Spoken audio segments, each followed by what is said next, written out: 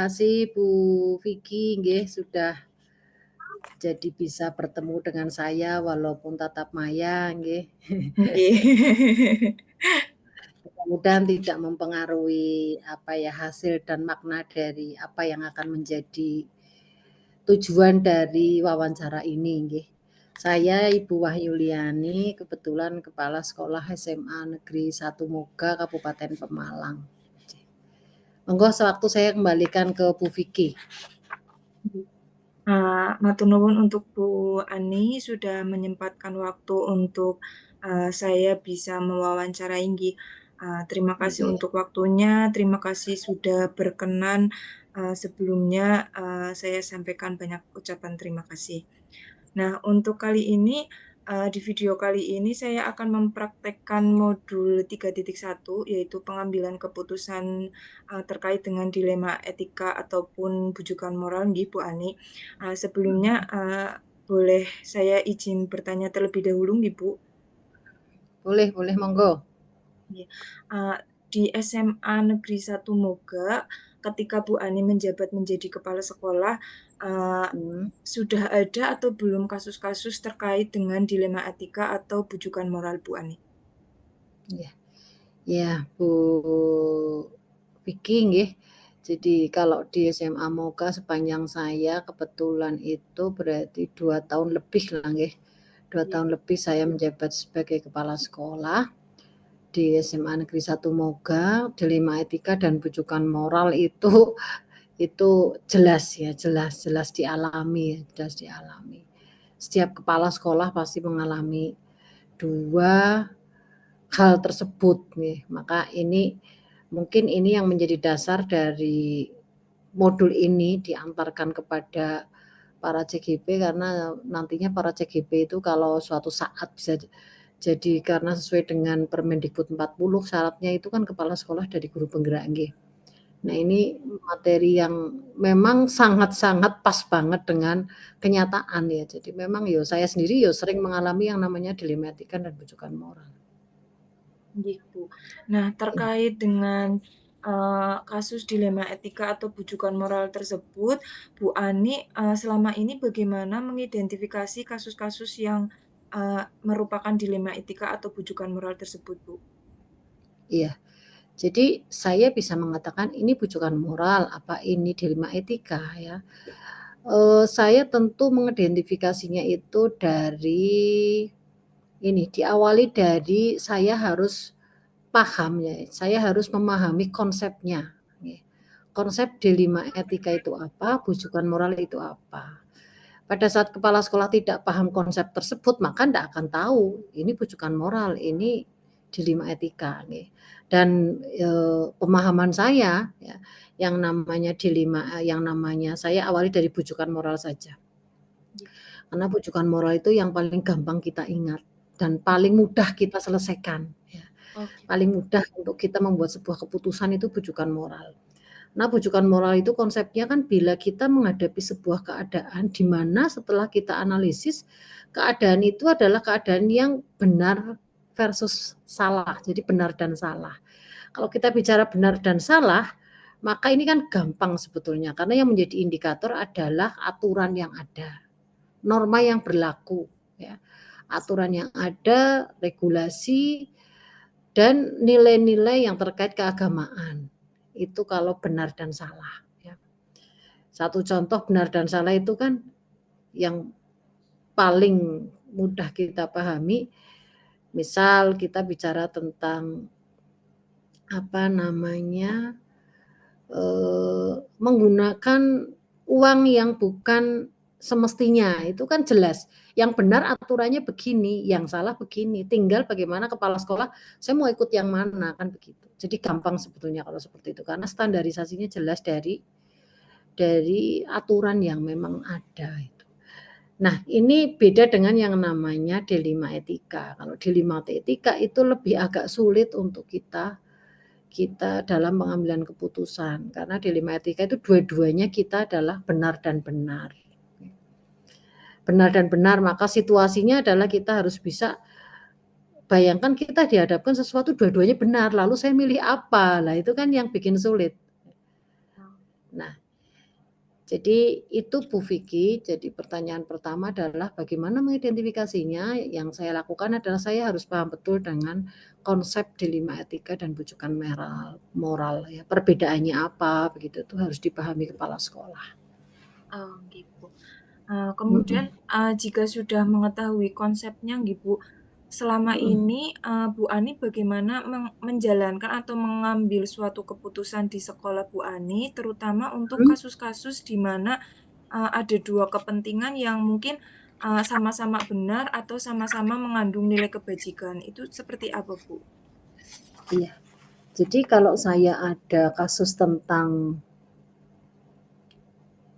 kepentingan yang sama ya, jadi saya ngambilnya itu tentang yang dilema etika ya. Nggih Kasus-kasus tentang dilema etika, kalau bujukan moral kan tadi sudah jelas nggih. Kalau nggih dilema etika itu adalah bagaimana cara mengambil keputusannya nggih.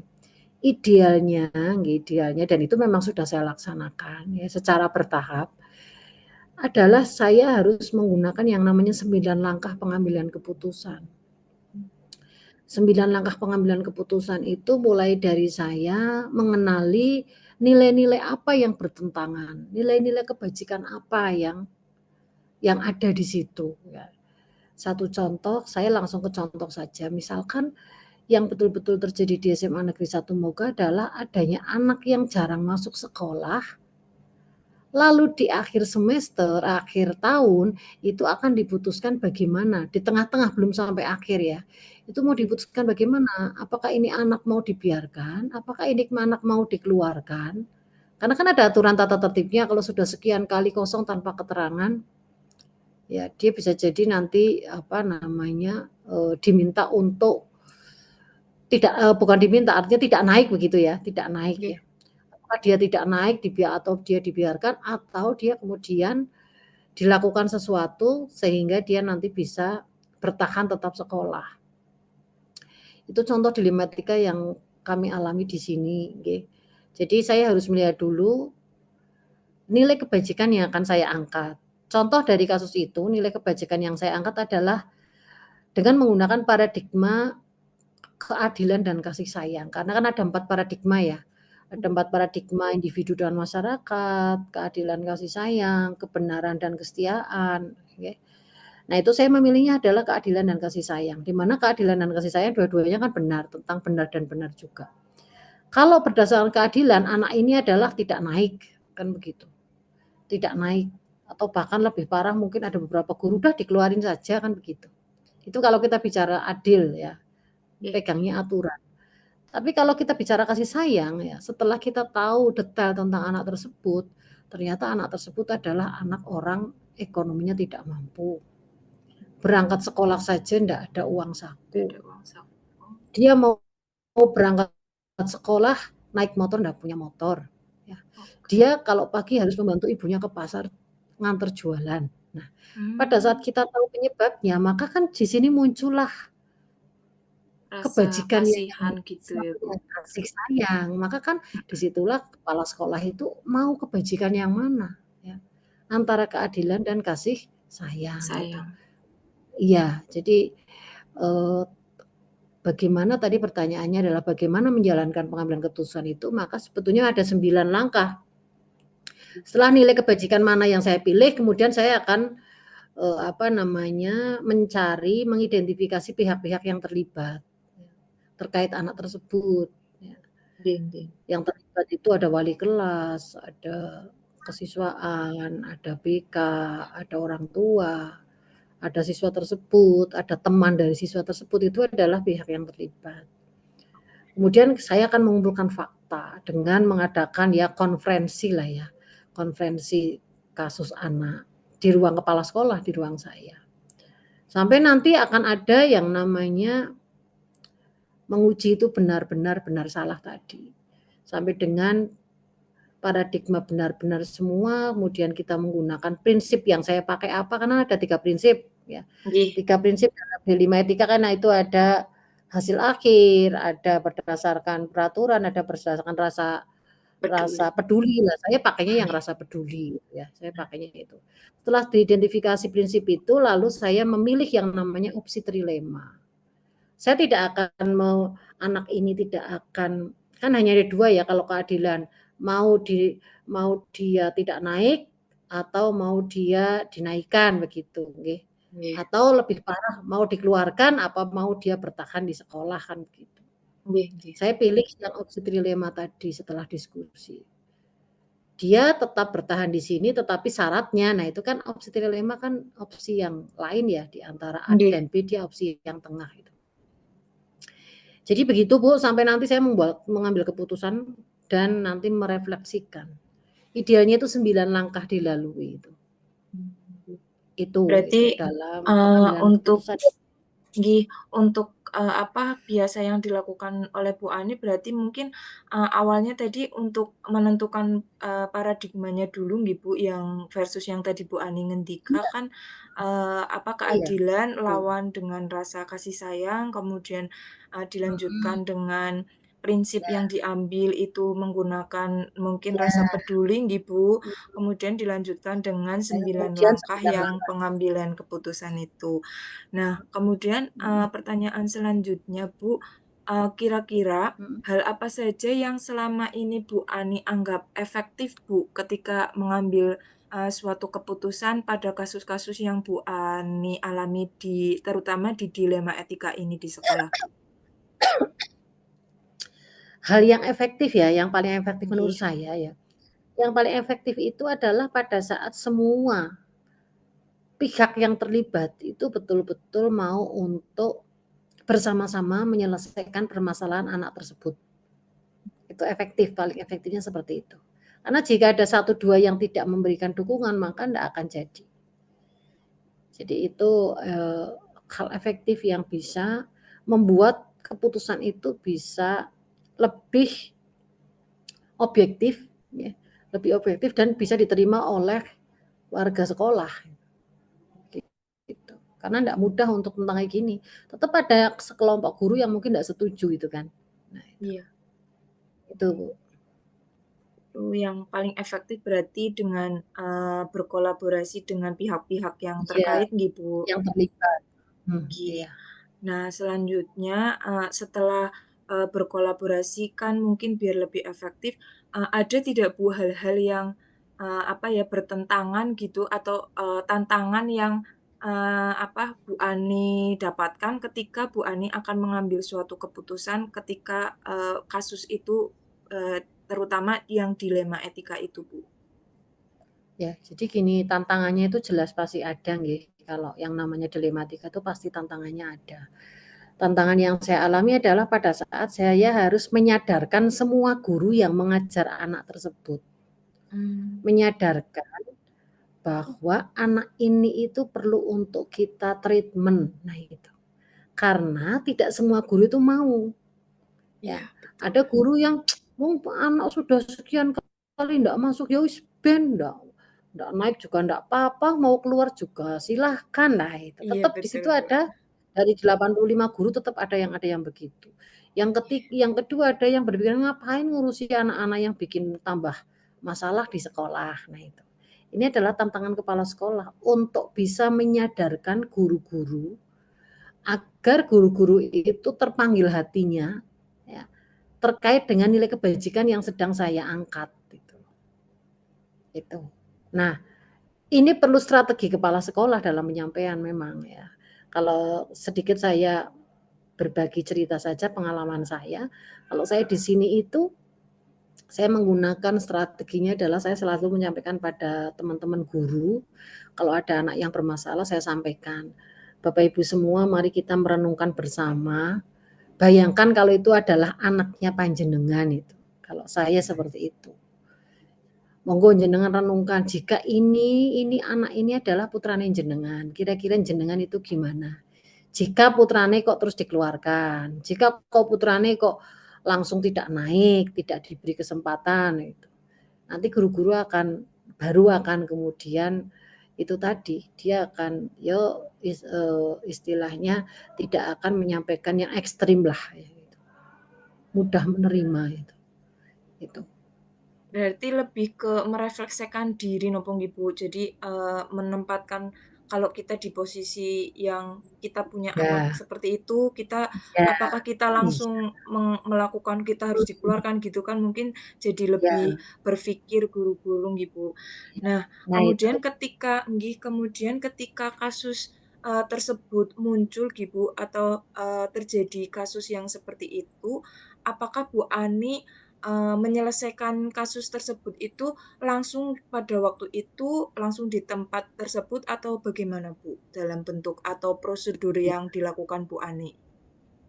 Jadi kalau saya dari dilematika satu dilematika yang saya dapatkan walaupun terus terang kalau di SMA Moga itu banyak dilematikanya nggih.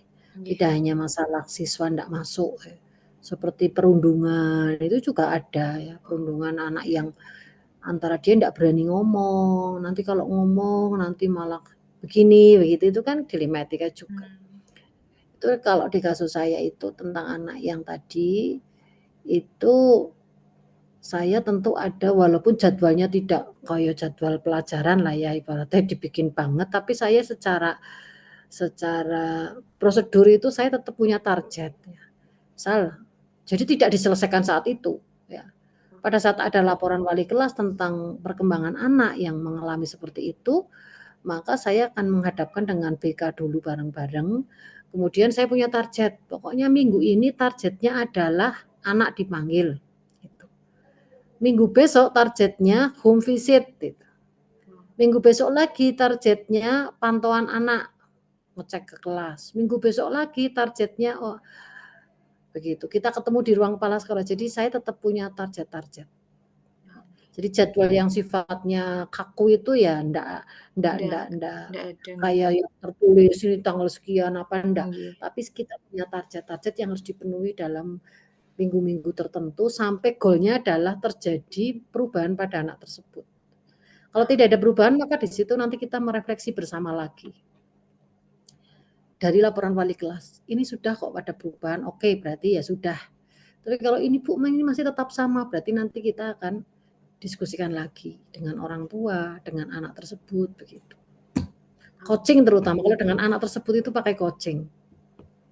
Berarti lebih fleksibel lah nggih, Bu, mboten yang maksudnya harus terjadwal seperti jadwal Iya, pelajaran atau jadwal itu tergantung dari, iya. kesiapan guru-guru lagi nggih, Bu. Iya. Nah, kemudian, pertanyaan yang selanjutnya, kira-kira ada atau tidak nggih, Bu, seseorang atau faktor-faktor yang selama ini mempermudah atau membantu Bu Ani dalam mengambilan keputusan dalam kasus-kasus dilema etika, Bu? Iya. Ya tentu kalau saya sebagai kepala sekolah itu semua keputusan saya itu adalah dibantu ya. Jadi kepala sekolah itu tidak akan membuat keputusan yang betul-betul hanya dari pemikiran kepala sekolah. Apalagi kalau terkait dengan dilema etika yang melibatkan masa depan anak. Maka tadi saya sebut orang-orang yang terlibat ya itu akan menjadi komponen yang menentukan kualitas keputusan yang dibuat. Mulai kalau kasus tadi anak yang jarang tidak masuk, maka komponen yang dimaksud yang membantu saya pengambilan keputusan adalah wali kelas, BK, kesiswaan, orang tua, kemudian teman dari anak tersebut itu ya.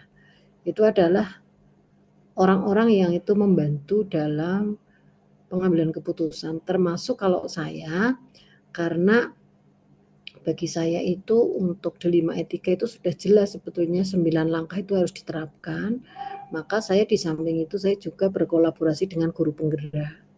Jadi walaupun ini tadi ada ketua apa namanya wali kelas dan sebagainya tadi yang saya sebut, kok kemudian guru penggerak itu ada, dia tidak masuk dalam sistem yang terkait anak tersebut, tetap saya undang untuk saya berdiskusi secara non formal. Sehingga kepada para guru penggerak itu mereka sudah paham kalau ada kasus tertentu nanti mesti kepala sekolah akan memanggil untuk mengajak berdiskusi. Pertanyaannya kenapa saya memilih kepala yang guru penggerak? Karena saya sudah percaya kalau guru penggerak itu mesti dia sudah belajar tentang langkah-langkah pengambilan keputusan. Itu yang saya lakukan Bu Vicky. Jadi dengan cara itu saya tuh pengambilan keputusannya lebih membantu saya berpikir lah gitu.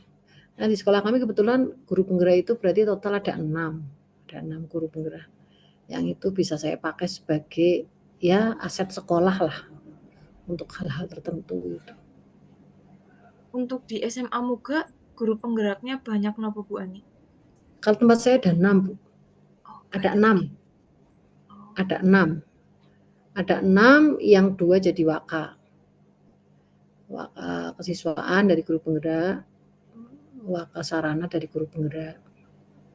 Kemudian semua kalau saya memang untuk guru penggerak memang ya 100% saya masuk dalam ini ikut memikirkan kemajuan sekolah itu. Untuk pertanyaan terakhir nih Bu Ani, dari semua hal yang tadi sudah disampaikan Bu Ani, kira-kira pembelajaran apa yang dapat dipetik dari pengalaman Bu Ani dalam mengambil keputusan dilema etika, Bu? Pembelajaran yang saya dapat adalah ya dengan banyaknya dilema etika yang harus saya pecahkan. Yang pertama saya itu harus sabar ya. Saya itu pembelajaran bagi saya itu wah kepala sekolah itu yuk begini ya ternyata harus sabar itu loh. Nah banyaknya pikiran yang ya itu tadi SMA Moga itu ada 85 orang. Nah, 80 orang saya itu bagaimana cara memahamkan 85 orang dengan sebuah keputusan ya, itu kan enggak mudah. Maka ini menjadi pembelajaran saya. Saya harus lebih sabar. Yang kedua, saya harus lebih bijaksana. Keputusan tidak hanya dilihat dari satu sisi, tetapi saya harus melihat dari banyak sisi. Ya. Sehingga kalaupun yang namanya keputusan selalu ada dampak negatif, saya mencari dampak yang paling minim gitu ya. Yang paling minim. Jadi sabar, harus lebih bijaksana gitu. Dan berikutnya saya harus menyadari betul yaitu saya dengan model seperti ini itu saya harus punya kemampuan berkolaborasi yang tinggi. Karena kepala sekolah itu apapun keputusannya itu tidak bisa, itu adalah keputusan pribadi, tidak bisa. Itu adalah keputusan yang harus dibangun dari bawah. Maka saya harus lebih terbuka, lebih apa tadi ya, sebelum terbuka, lebih kolaboratif ya, menerima pendapat. Nah, ini yang butuh strategi.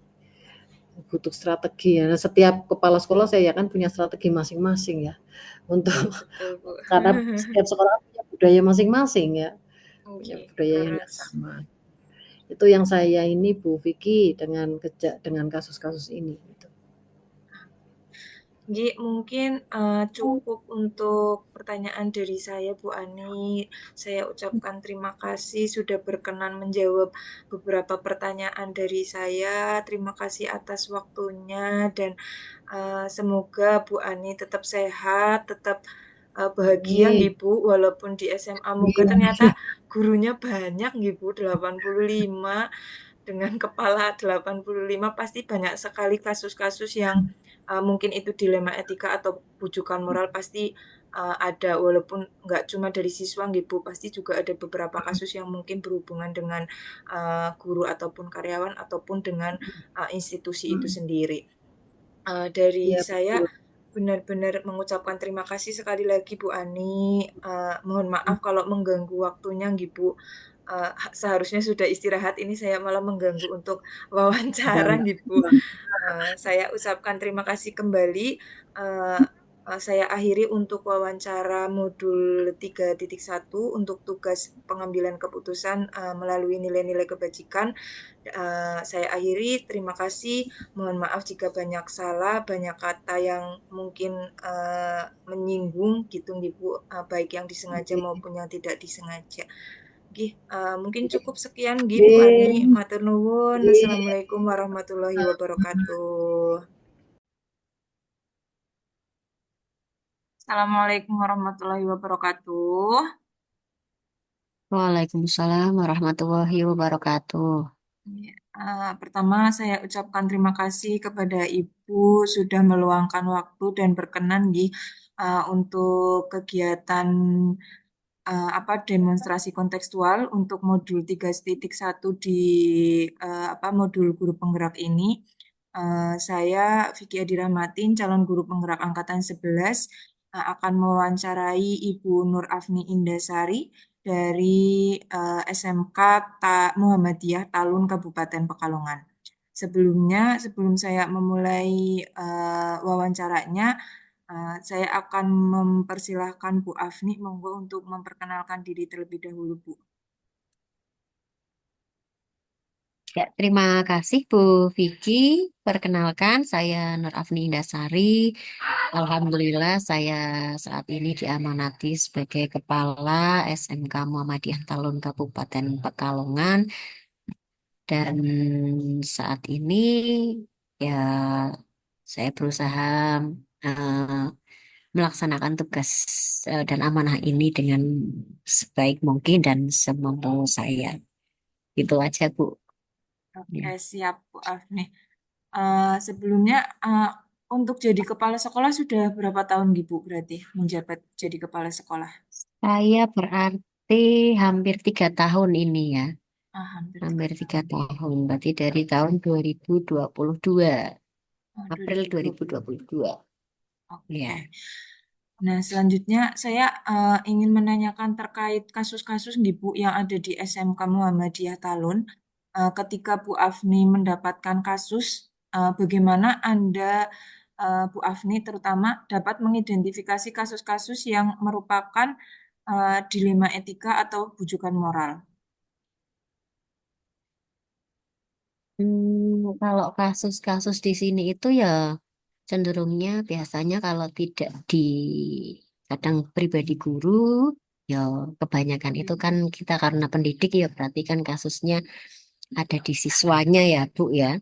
Nah Iya. itu kadang-kadang juga kita itu cara mensikapinya kita melihat situasinya gitu ya. Hmm. Apakah ini harus kita selesaikan secara langsung atau memang itu butuh koordinasi-koordinasi dari pihak-pihak terkait seperti itu, Bu. Oke. Nah, untuk salah satu kasus yang ada di SMK Muhammadiyah Talun yang untuk dilema etika, Ibu, karena ini kan membahas tentang dilema etika.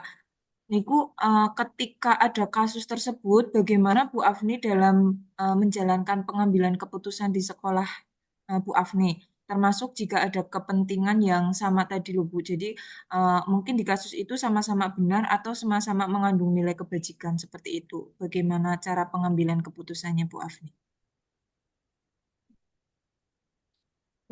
Ketika saya menghadapi kasus seperti itu, pernah ini ya, kasusnya itu, mohon maaf, dulu tapi ya, sebelum saya Iya. jadi kepala sekolah itu ada kasus eh, sudah sampai pada tahap pencurian gitu loh Bu, sudah sampai pada tahap Oh, itu dan sudah berhubungan dengan kepolisian gitu ya Bu ya. oke. Jadi ketika di sekolah mendapatkan kasus seperti itu, ya kami hubungi dari pihak-pihak terkait semuanya didatangkan. Kemudian memang kalau memang sudah terbukti, ya berarti karena itu kasusnya sudah ke ranah hukum, walaupun kami di sekolah sudah berusaha mensikapinya sesuai dengan yang ada peraturan yang ada di sekolah, ya akhirnya pihak sekolahnya tetap menyerahkan sepenuhnya ke pihak orang tua dan ke pihak kepolisian seperti itu. Padahal kami sebagai pihak sekolah karena dia itu siswanya itu memang sudah kelas 12 dan mempertahankan dari orang tua ingin memang anaknya itu agar tetap lulus seperti itu ya Bu ya karena memang sudah Iya. kelas 12 ya akhirnya kami kembalikan ke orang tua dan alhamdulillahnya dari pihak kepolisiannya juga mempertimbangkan ya karena memang tidak boleh kan karena kalau memutus pendidikan anak ya Bu ya. Nah itu Iya. akhirnya ya dikembalikan lagi ke sekolah. Akhirnya anak itu tetap bisa melanjutkan dan alhamdulillahnya sampai lulus. Nah itu juga menjadi suatu kebimbangan dan suatu dilema sebenarnya dari pihak sekolah sendiri ya Bu karena itu memang Iya. ranahnya sudah luas bukan hanya di ranah sekolah saja tetapi sudah ke pihak luar seperti itu, Bu. Oke. Nah, untuk kasus tersebut, biasanya langkah-langkah yang Bu Afni atau prosedur yang biasa dilakukan selama ini itu seperti apa, Bu? Bagaimana, Bu? Soal maaf rame. Nggih. Kalau misalkan kasus yang tadi niku yang kasus pencurian itu kan dikembalikan lagi ke orang tua. Nah, biasanya dari kepala sekolah itu langkah-langkah atau prosedur yang biasa dilakukan itu nopo biasanya. Ya itu yang pertama tentunya yang mengidentifikasi permasalahannya dulu ya, Bu ya. Kemudian Nggih. saya harus mengenali apakah kasus tersebut tadi nilai-nilainya itu bertentangan apa tidak. Nah, Nggih. setelah saya tahu, kemudian menentukan siapa saja yang terlibat, misalkan kok mengumpulkan fakta, kemudian dilakukan apa ya, kalau dalam identifikasi masalah itu berarti kan, oh itu tuh benar benar apa tidak gitu kan. Setelah kita kumpulkan faktanya, kemudian itu kan diuji dulu kan ya Bu, ini benar apa enggak gitu.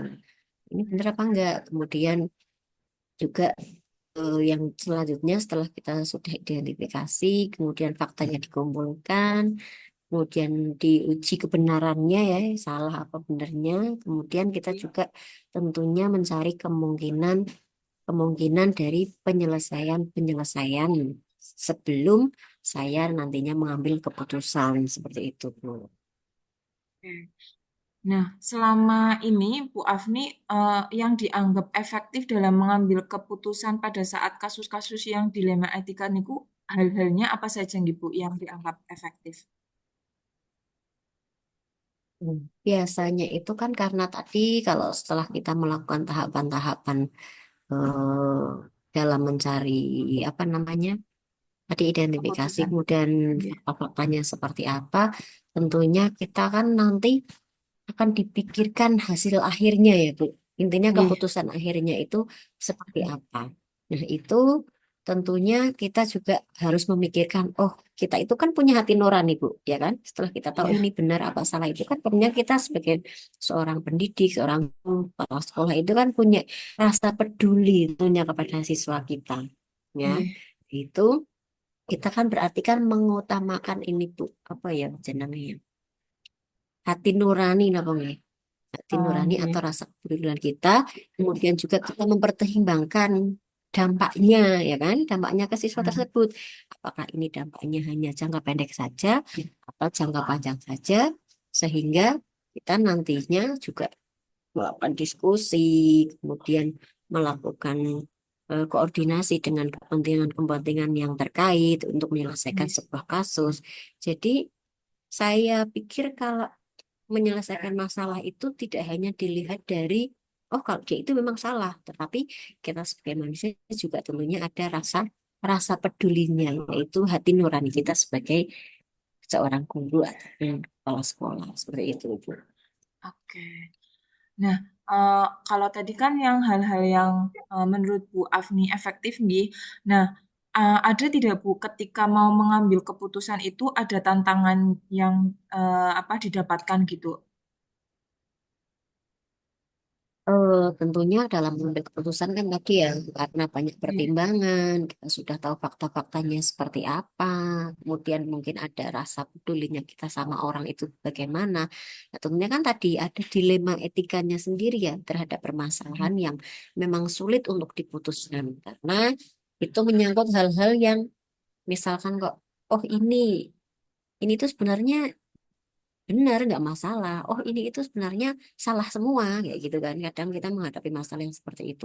Nah ketika kita menghadapi masalah, oh ini nggak apa-apa semua atau benar semua atau mungkin ini salah semua ini. Nah itu tadi saya kembalikan lagi ke nilai-nilai atau aturan-aturan yang ada di sekolahan yang mungkin berupa aturan-aturan yang berlaku atau eh, suatu apa ini namanya kebijakan-kebijakan yang harus diambil di setiap masing-masing pemimpin seperti itu Bu.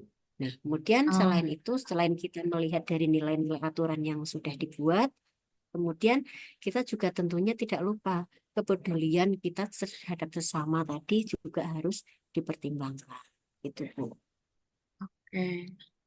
Kemudian ini Bu, pertanyaan selanjutnya kan tadi sudah membahas tentang kasus nih.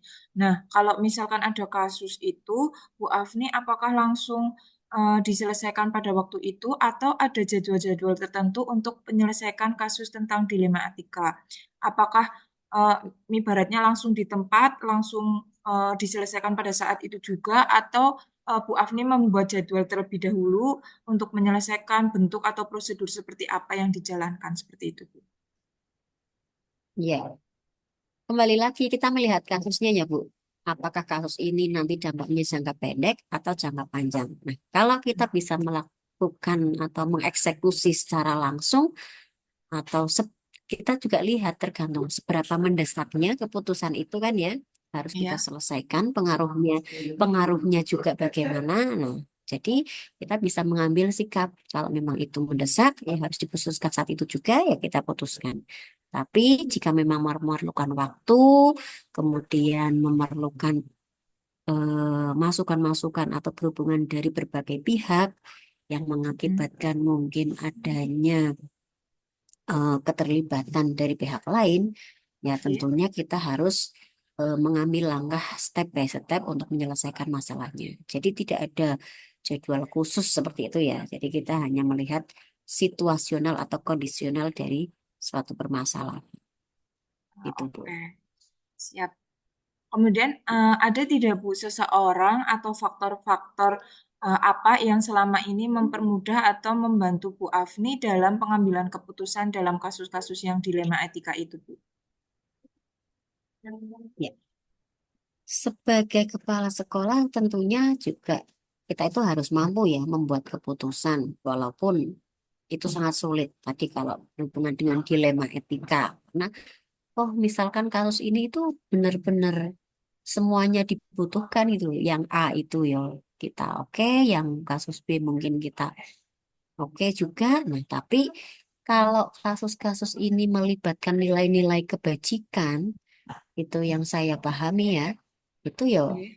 harus dengan keputusan secara matang gitu kita bisa. Namun jika melibatkan dewan guru, melibatkan wakil atau pihak yang terkait juga bukan hal yang apa ya hal yang tidak mungkin karena memang keputusan itu kan tidak bisa semuanya ditentukan oleh diri kita saja seperti itu. Jadi saya juga tetap butuh dari wakil kesiswaan mungkin dari guru BK karena memang hubungannya tidak bisa kalau saya sendiri yang hanya yang Mengambil memutuskan seperti keputusan. itu.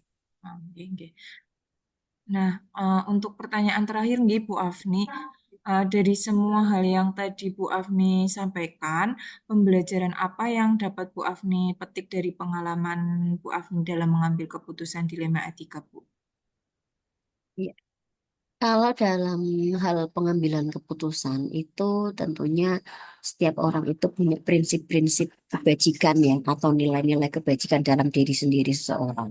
Jadi Iya. dalam prinsip pengambilan keputusan itu juga kita harus ada ini paradigma berpikirnya yang jelas. Kemudian kita juga harus memiliki langkah-langkah dalam pengambilan keputusan.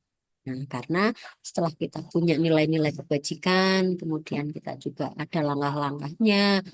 tentunya dalam pengambilan keputusan itu apa namanya bisa dipertanggungjawabkan gitu loh Bu. Oke, oke, oke. Siap. Mungkin itu saja nih Bu Afni untuk pertanyaan dari saya. Nanti kalau misalkan ada pertanyaan lanjutan, mungkin saya bisa menghubungi Bu Afni kembali.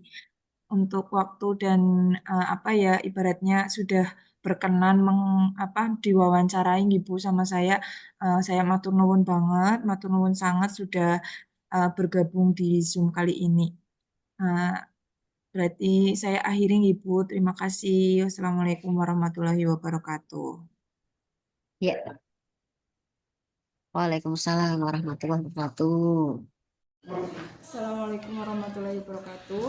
Eh, di hari ini saya Ibu Vicky Dirahmatin, calon guru penggerak angkatan 11 dari SMA Negeri 3 Purwokerto, Kabupaten Banyumas, Jawa Tengah akan mewawancarai PLH dari Kepala SMA Negeri 3 Purwokerto, Bapak Agus Suryanto. Kepada Bapak Agus Suryanto, monggo perkenalan terlebih dahulu, Pak. Assalamualaikum warahmatullahi wabarakatuh. Perkenalkan, saya Agus Suryanto Budi Santosa selaku Wakakurikulum SMA Negeri 3 Purwokerto yang menjalankan tugas mulai periode tahun 2024. Langsung ke pertanyaan nih Pak Agus. Di SMA Negeri 3 pasti banyak kasus-kasus tentang dilema etika bujukan orang nih Pak. Nah, selama Pak Agus di Negeri 3, bagaimana menggunakan dilema etika?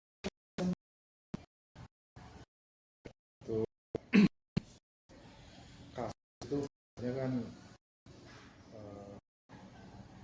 bisa dari laporan, laporan terutama dari guru, juga dari siswa atau tenaga pendidik yang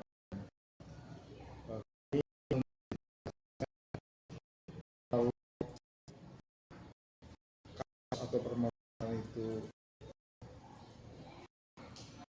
terkait dengan hal-hal yang terbaik ya. Berarti kami mengatasi ya dengan berdiskusi dengan pihak yang terkait. Tapi kalau kasus itu terkait dengan pelanggaran etik, ya, biasanya kami merujuk ke aturan yang berlaku. Berarti untuk dilema etika menggunakan diskusi gitu nih Pak. Ya, kalau diskusi bujukan ya, moral mana yang paling baik ya. Kalau bujukan moral menggunakan aturan-aturan Kalau Pak, bujukan moral kami merujuk ke aturan yang berlaku. Nah selanjutnya Pak, untuk dalam pengambilan keputusan itu, terutama yang kasus yang tadi yang dilema etika itu, kepentingannya sama-sama benar atau sama-sama mengambil nilai etika. Cara Pak Agus mengambil menjalankan pengambilan keputusan seperti apa? Biasanya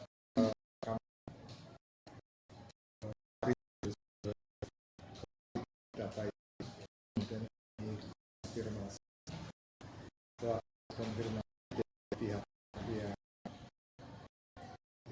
punya masalah bisa dilakukan langsung pihak berperan ini langsung. Kalau ranahnya mungkin sudah lebih tinggi ya, karena kepentingan itu melibatkan banyak faktor yang lebih luas ya. Kami ya mendiskusikan dengan pihak-pihak yang terkait ya, bila perlu sampai dengan ke pemimpin sekolah, setidaknya di tim manajemen sekolah. Ini seperti itu.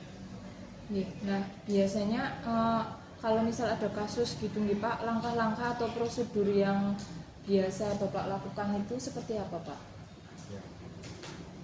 Ya itu tadi, ini langsung aja ya ke contoh permasalahan. Contoh misal kasus. ada anak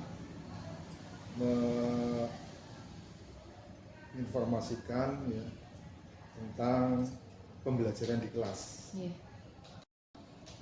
Ini konfirmasi dulu, kami dikasih masalahnya apa ya. Kami konfirmasi ke yang terkait. Keluarnya terhadap guru mapel, berarti guru mapel yang terkait kami konfirmasi. Bagaimana metodenya, terjadi keluhan anak. Kan sebenarnya komunikasi yang mestinya jalan ya.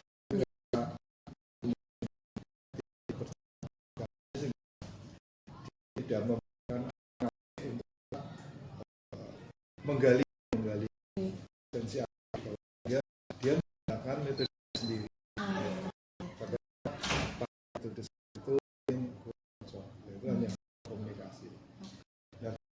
dikomunikasikan ada itu sudah selesai masalah. Oke. Muncul permasalahan baru dilanjutkan kembali nih Pak. Permasalahan baru. Oke. Nah, terus untuk hal-hal apa saja yang selama ini Pak Agus anggap efektif dalam pengambilan keputusan, terutama pada kasus-kasus yang berhubungan sama dilema etika itu, Pak?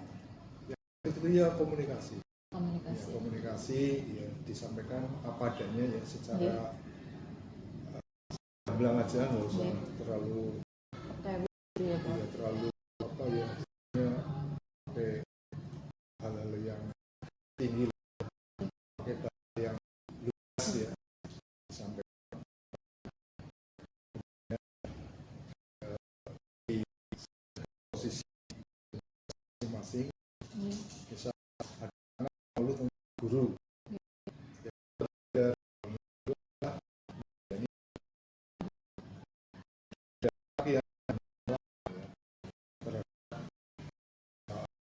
pelajaran misal karena cocok urusannya keliru di cara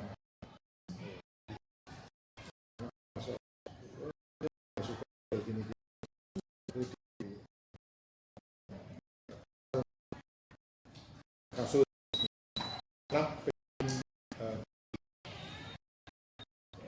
ini hanya mengikuti keinginan bukan bagi baik di sini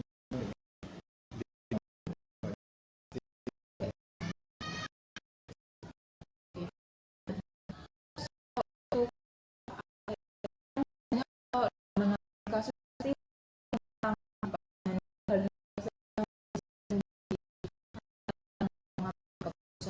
Pak Agus di dilema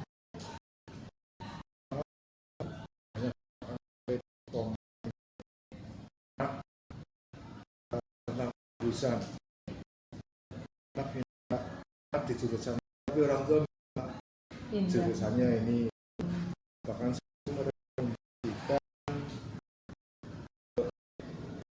yang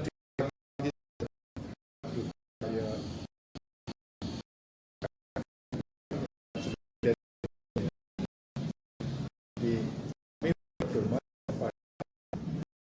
dari nilai ya tapi orang tua proyek dan masa kami itu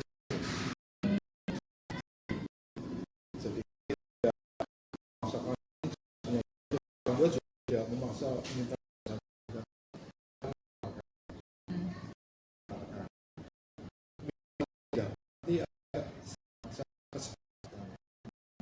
karena yang kami lakukan sebenarnya berprofesi itu kan dasar dari usaha. Kalau dia mau berusaha setelah guru yang lebih saya yang selama ini bisa.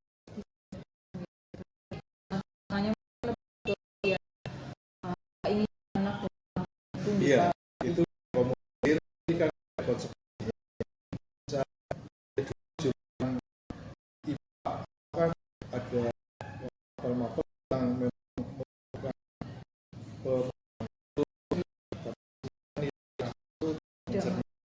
itu konsekuensinya yang disepakati ya kan sini jadi kita memaksakan ini harus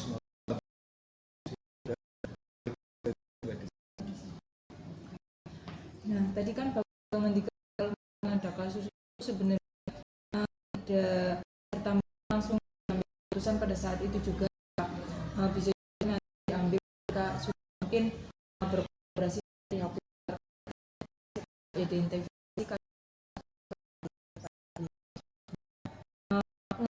faktor yang selama ini mempermudah atau membantu Agus pengambilan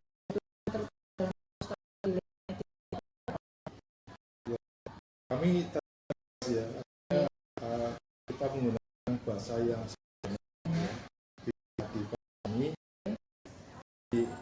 Ada orang punya beberapa orang punya itu karena sudut pandang mereka, ya, sudut pandang mereka. Sementara kami harus memahami beberapa sudut pandang. Ya, dari sudut pandang itu mana yang lebih realistis, ya. Saja ya, seperti itu tadi, orangnya menginginkan anaknya ini, sementara kata dari kami di sekolah gitu, kalau dengan itu potensi-potensi ini dia tidak mendukung, jadi karena ini potensi tidak mau apa ya mau sifat ini, jadi kan sifat yang melayani kan kita tidak membutuhkan lagi sampai mencacis, ya. Pada saat penilaian mungkin saat ini belum sadar saya mau ke jurusan itu, tapi potensi-potensi yang mengarah ke sana tidak diperhatikan, tidak ditekuni sehingga AB gitu loh. Tapi setelah mendapat pencerahan itu nanti terus mungkin anak yang ngejar dan sebagainya kan bisa juga. Berarti ya, lebih intinya lugas, ya, lugas, tegas itu. Lebih ke komunikasi berarti nih Pak. Betul. Terakhir Pak Agus, dari tadi yang sudah disampaikan sama Pak Agus, kira-kira pembelajaran apa yang dapat Pak Agus petik dari pengalaman Pak Agus ketika mengambil keputusan itu Pak? Ya, yang pertama kita dalam menyikapi permasalahan itu berpikir secara luas, berpikir secara luas dengan ego masing-masing, ego kita.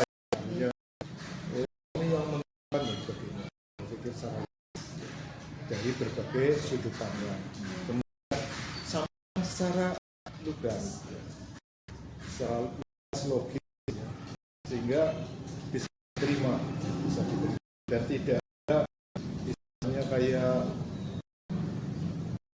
yang ya kuat, tapi kalau dengan secara lugas terus itu kan mereka juga menerima ya. Mungkin itu saja nih Pak Agus pertanyaan saya. Terima kasih sudah membantu saya dalam mengenai modul 3.1 untuk modul pengambilan keputusan terkait dilema itu Pak. Maaf jika banyak kesalahan kata, mungkin hanya itu akhiri dulu nih Pak.